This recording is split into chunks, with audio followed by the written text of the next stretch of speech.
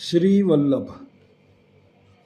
મનુષ્ય યોનિ સિવાય બીજી યોનિઓમાં કરેલ કર્મ સંચિત કર્મમાં જમા થતા નથી, કારણ કે મનુષ્ય યોનિ સિવાયની બીજી તમામ યોનિઓ ભોગ યોનિઓ ગણાય છે.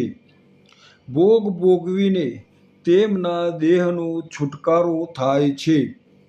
દેવ યોનિ પણ ભોગ યોનિ ગણાય છે. દેવો તેમના પુણ્યના પ્રભાવે માત્ર સુખ ભોગવે છે.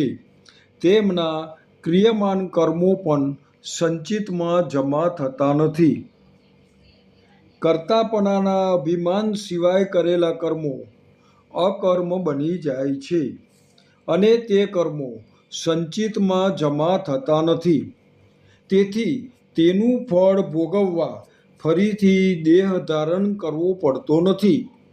કર્તાપણાના અભિમાન સિવાય જીવ ધર્મની મર્યાદામાં રહીને ન્યાય નીતિથી જે કંઈ કર્મ પોતાની ફરજ રૂપે કરે છે તે તમામ કર્મો કરતા હોવા છતાં તેનાથી લેપાતો નથી. કેટલાક કર્મો દુનિયાની દ્રષ્ટિએ પાપ કર્મો ગણાતા હોવા છતાં તે જગતના સમાજના કલ્યાણ માટેના હોય તો પાપ કર્મો હોવા છતાં સંચિત કર્મમાં જમા થતા નથી.